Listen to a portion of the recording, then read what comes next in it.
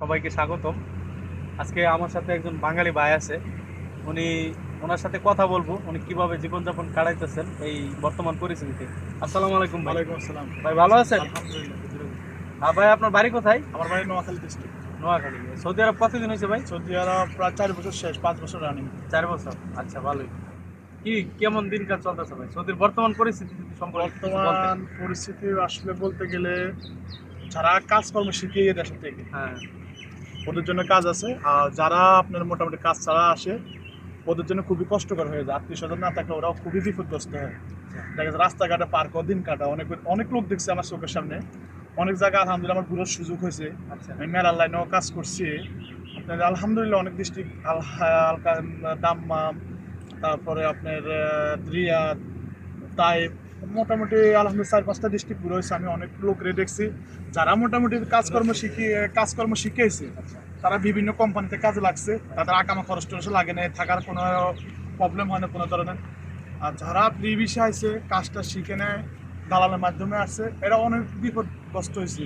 কাজকর্মের জন্য অনেক সংকটে ভোগান্তি শিকার আমার চোখের সামনে অনেক দেখছি। আলহামদুলিল্লাহ ওই তুলনা হিসেবে আল্লাহ পাক আমার অনেক ভালো রাখছে, সুস্থ রাখছে। আলহামদুলিল্লাহ আমি প্রথম অবস্থায় 2-2.5 মাস কষ্ট করছি। আচ্ছা, পরে আপনি কিছু মনে না করেন। এটা আসলে বলা ঠিক না। 4 বছরে আপনি মিনিমাম কত টাকা ইনকাম করছেন? 4 বছরে প্রথম অবস্থাতে টাকা ওইরকম মানে সিস্টেম বুঝিয়ে না টাকা কামানোর, বাসাও পারতেন না? বাসাও পারিনি, মোটামুটি বাংলা হিন্দি টুকটাক পারতাম। আচ্ছা আচ্ছা। পর লাস্টের 2-2.5 বছর, প্রায় 3 বছর আলহামদুলিল্লাহ টাকা কামানোর সুযোগ হয়েছে। 30-35 লাখ টাকা ইনশাল্লাহ উপরে কামাইছে, কম না, নিচে না। এখন কি 30-35 লাখ টাকা আছে না আপনার কাছে? ওটা আমার কাছে না, আমার ব্যক্তিগত নিজের খরচ করছি, ফ্যামিলির পিছিয়ে দিচ্ছি, ছোট ভাই বোন আচ্ছা, পড়াশোনা আমি করে। একটু পজ করতে চাই। এই হলো প্রবাসীদের সমস্যা।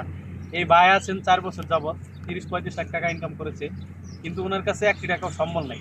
আমরা প্রবাসীরা সবচেয়ে প্রথমে যে ভুল করি, আমরা যারা মিডল ইস্টে থাকি, দুবাই, কাতার, কুয়েত, সৌদি আরব, প্রথমে যে ভুলটা করি আমরা বাড়ি বানাই। আরে ভাই, বাড়ি একটু পরে বানান না, বাড়ি বানায়া তারপর অনেক টাকা লস করি। তারপরে ছোট ভাই আছে, বিভিন্ন আত্মীয় স্বজন, বন্ধু বান্ধব আছে, আমরা কি করি ওদেরকে টাকা হাওলাত দিই। আপনি আমার মাইন্ড করেন না, না, টাকা হাওলাত দিই। এই টাকাটা আপনি ঠিক আছে পাইবেন, কিন্তু একসাথে পাইবেন না। ধরেন 5 লাখ টাকা হাওলাত দিলেন, একসাথে পাইবেন না। এগুলো হচ্ছে ভুল। তো আপনি এখন যদি আপনি বাংলাদেশ চলে যান, আপনি কি করবেন? আসলে ওইটাই ভাবতেছি। দেশে যায় তো, দেশের যে পরিস্থিতি বর্তমানে, দেশে যায় তো মনে হয় কিছু করা সম্ভব না। বর্তমান যে পরিস্থিতি, সিচুয়েশন দেশে, আমার হিসাবে দেশে প্রবাস জীবনে যদি 1-2 মাস কষ্ট করা লাগে, পরে কাজের একটা ব্যবস্থা ইনশাল্লাহ মোটামুটি পাওয়া যায়। এখন কি আপনার কাজ আছে যুদ্ধের পরিস্থিতিতে? না, যুদ্ধের পরিস্থিতিতে 20 দিন 25 দিন যাবত কাজ নেই, আপাতত বাসায় বসে আছে। আচ্ছা, তাহলে একটি কথা, যারা নতুন আসতে চাইতেছে সৌদি আরব, ওদের সম্পর্কে যদি কিছু বলতেন। আসলে ওদের সম্পর্কে যদি ওরা যদি পড়াশোনা করে, দেশে যদি একটা ছোটখাটো 20-25 হাজার বা 18-20 হাজার টাকার একটা চাকরিও পায়, তারা দেশে দেশে থাকাটাই বেটার। আচ্ছা আচ্ছা। আসলে বিদেশে আসে মনে করে কি 40-50 হাজার বা 60 হাজার 70 হাজার মাসে কামাইও, আসলে তাদের জন্য একটা বোকামি, একটা ফলস একটা রাস্তা।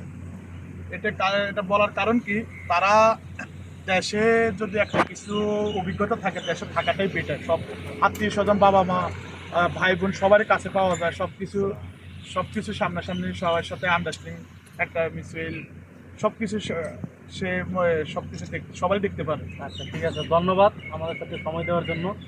ঠিক আছে, ভালো থাকেন। আর সকল বাংলাদেশের জন্য দোয়া করেন, আর ফ্যামিলির জন্য দোয়া করেন। ইনশাল্লাহ। আচ্ছা, দেশে যাবেন কবে? দেশে তো ভাই প্রতিনিয়ত দেশে যাওয়ার ইচ্ছা হয়, কিন্তু জীবনের সাথে কর্মস্থলের সাথে আসলে সবকিছু মিলে আর দেশে যাওয়া সম্ভব হয় না। আচ্ছা, দোয়া করি আপনি যাতে তাড়াতাড়ি দেশে যেতে পারেন। ইনশাআল্লাহ। ঠিক আছে ভাই, ভালো থাকবেন। ধন্যবাদ। সালাম আলাইকুম।